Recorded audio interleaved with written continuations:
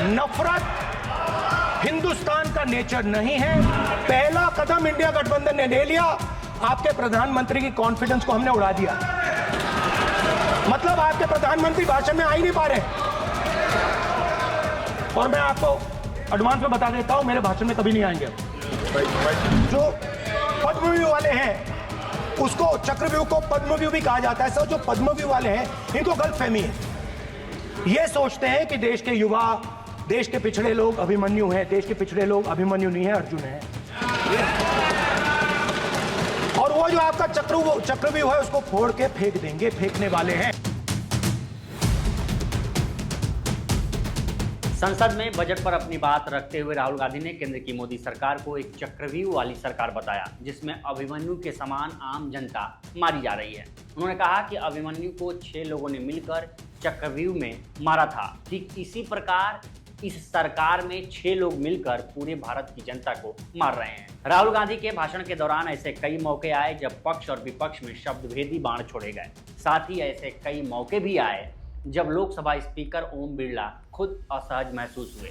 इस वीडियो में हम राहुल गांधी के भाषण के 6 मुख्य पॉइंट की बात करेंगे जब वो सरकार पर हमलावर नजर आए। नमस्कार, मैं उपेंद्र कुमार।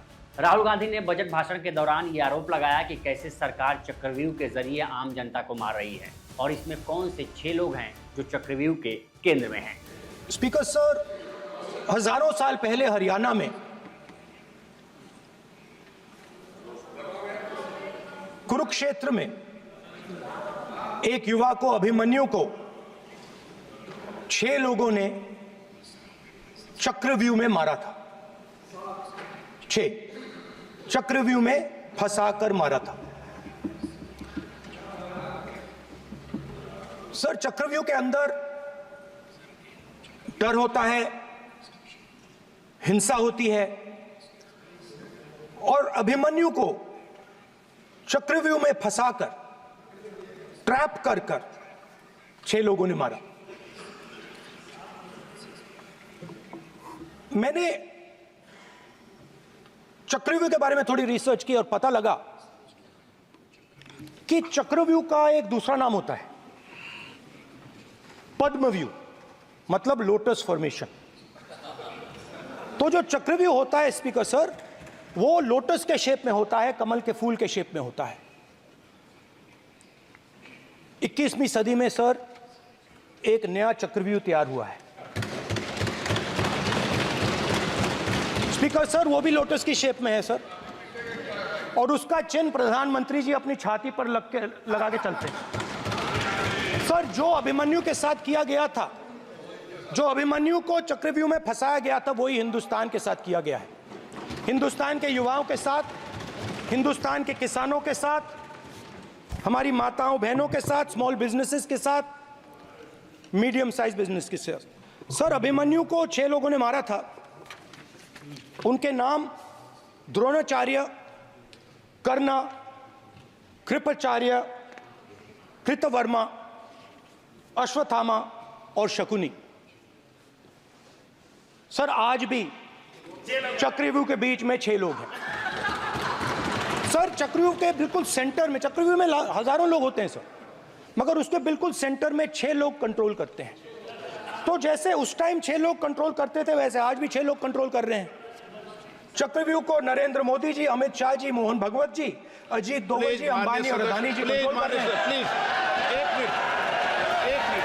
राहुल गांधी ने जाति जनगणना के बारे में भी बात की। उन्होंने कहा कि SC, ST और OBC का हक उनके जनसंख्या के अनुपात में नहीं मिल रहा है और ना ही इस बजट में इसके बारे में बात की गई है। बजट का हलवा वही 2% लोग बांट रहे हैं और उन्हीं 2% लोगों में बजट का हलवा बंट रहा है। मैं ये फोटो समझाना चाह रहा हूं सर, इसमें ये जो बजट का जो हलवा है सर, ये बंट रहा है। और इस फोटो में सर मुझे एक OBC अफसर नहीं दिख रहा, एक आदिवासी अफसर नहीं दिख रहा, एक दलित अफसर नहीं दिख रहा है मुझे। ये हो क्या रहा है सर? सर, देश का हलवा बंट रहा है सर, और इसमें 73% का एक है ही नहीं। सर, ये आप लोग हलवा खा रहे हो और बाकी देश को हलवा मिल ही नहीं रहा है। ठीक है सर, 20 अफसरों ने बजट को तैयार किया, हमने पता लगाया है। 20 अफसर, शांत हो जाइए प्लीज। सर 20 अफसरों ने, उनके नाम मेरे पास है, अगर आप नाम चाहते मैं दे दूंगा। 20 अफसरों ने हिंदुस्तान का बजट तैयार किया है।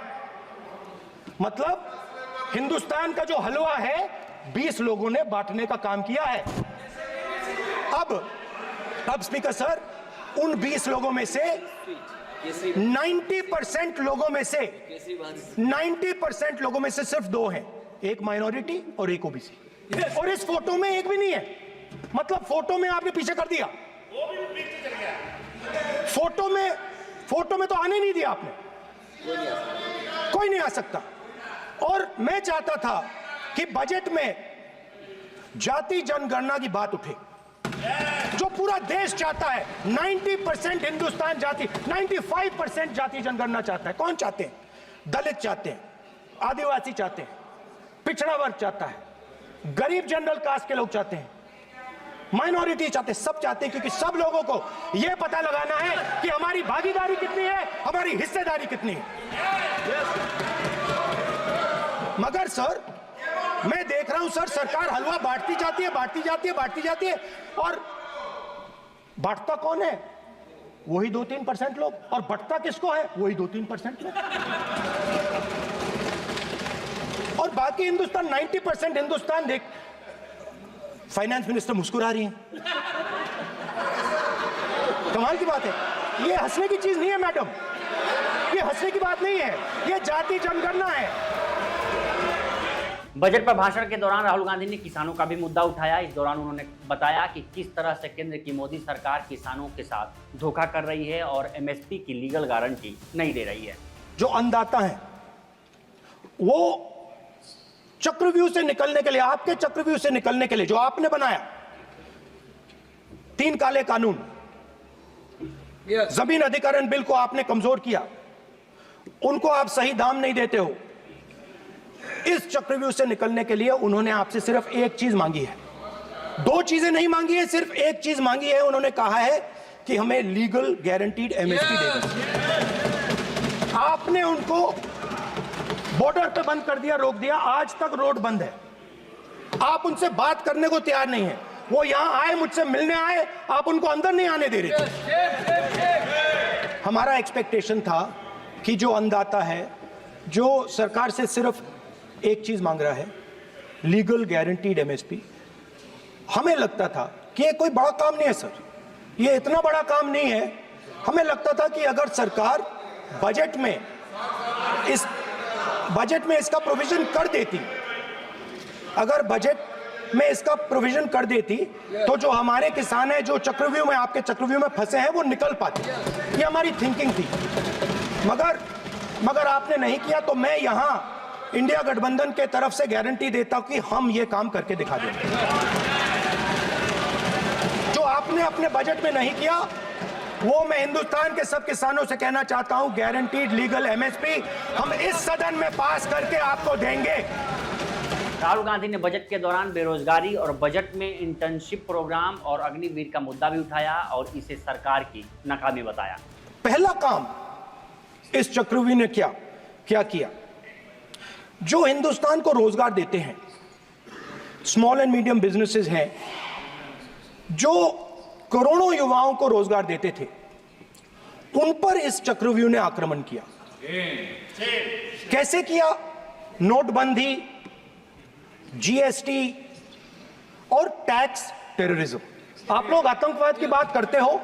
पूरे देश में अगर कोई भी व्यक्ति छोटा बिजनेस चलाता है तो रात को उसको फोन कॉल आता है इनकम टैक्स डिपार्टमेंट से, जीएसटी से, और टैक्स टेररिज्म का वो शिकार बनता है। इस टैक्स टेररिज्म को रोकने के लिए बजट में आपने कुछ नहीं किया है। तो टैक्स टेररिज्म के कारण, और ये जो आपकी नीतियां हैं, जो आपने कोविड के समय बड़े बिजनेसेस की मदद की और जो स्मॉल एंड मीडियम बिजनेसेस थे उनको खत्म किया, उसके कारण आज हिंदुस्तान के युवाओं को रोजगार नहीं मिल सकता है। बिल्कुल एक युवा को रोजगार नहीं मिल सकता है। अब फाइनेंस मिनिस्टर बैठी हैं, अब युवाओं के लिए आपने क्या किया? बजट में आपने इंटर्नशिप प्रोग्राम की बात करी और ये शायद एक मजाक है, क्योंकि आपने कहा कि ये इंटर्नशिप प्रोग्राम सिर्फ हिंदुस्तान की 500 सबसे बड़ी कंपनियों में होगा और 99% जो हमारे युवा हैं उनको इस इंटर्नशिप प्रोग्राम से कुछ लेना देना नहीं, कोई फायदा नहीं होने वाला है। तो आपने पहले टांग तोड़ दी और उसके ऊपर आप बैंडेड लगाने की कोशिश कर रहे हैं।